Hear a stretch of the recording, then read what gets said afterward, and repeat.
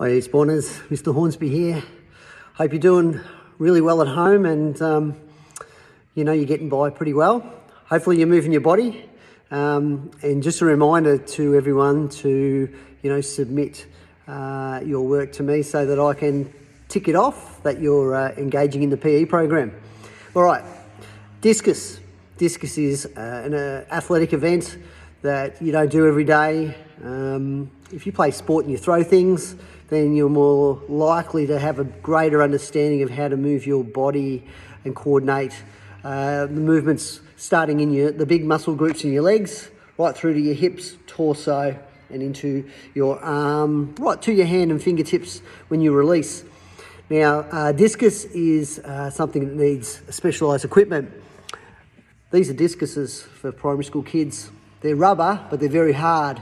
So when I teach this, there's always the safety aspect. Now, you won't have these.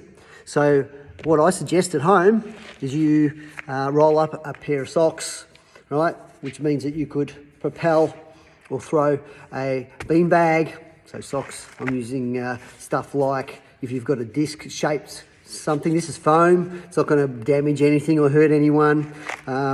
This is a little harder. Find a bit of space outside in your backyard or at a local park.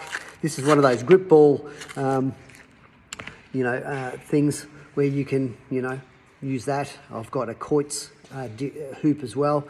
So anything that you can throw, then that would be good. But you need to use the discus action. All right. So I'm going to show you 3 ways of progressing, and it'll teach you how to use your body as you go through these steps. First step is to take your legs away.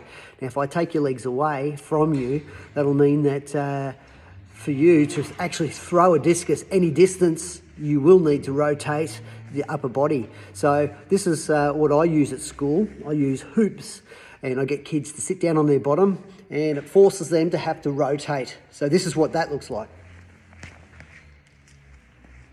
So here's a hoop. I suggest you try and keep your knuckles up, and when you rotate, don't have it down too low, have it more at a 90-degree angle, 90 degrees as you rotate. So sit down side on, I'm actually throwing in that direction. This is behind, and for me, I don't want to just use my arm because I'm not using this part of my body, which is a larger muscle group here, so I can actually use my arms, rotate around, 2, 3, and release. So, give that a go 2 or 3 times. You will feel like you're a bit restricted because you've only got the top part of your body. So, now we're going to show you that if you incorporate your hips, you'll be able to actually generate more power. So the next progression is you get to your knees. Again, side on. Behind, not too low. Rotate.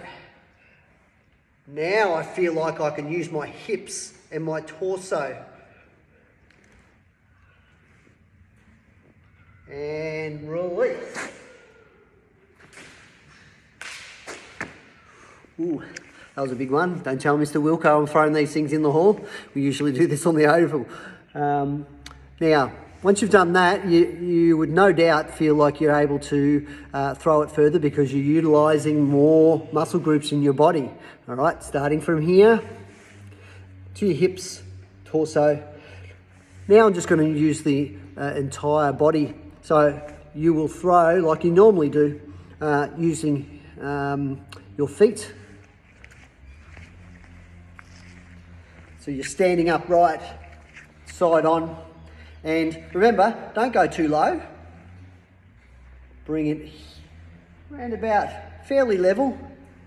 The reason for that is you're maximising the distance that you're going to have the object you're throwing in your hand. You can gain extra speed and release so that it goes on a bit of a trajectory that's going up. Because if it starts flat, it'll hit the ground sooner. It should look like this.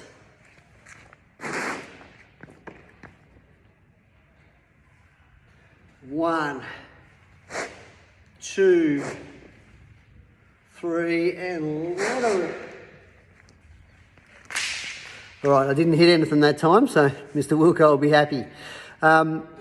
So just recapping that, if you start just sitting on your bottom, you'll feel a bit restricted and it forces you to rotate your body.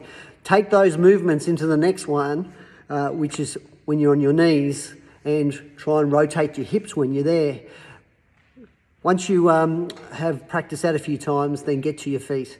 And remember those movements, because if you move your entire body starting from your feet right up through, you'll use all that you've got to let her rip. And you know, the main thing, I guess, is that you give it a go and you have a bit of fun with it, all right?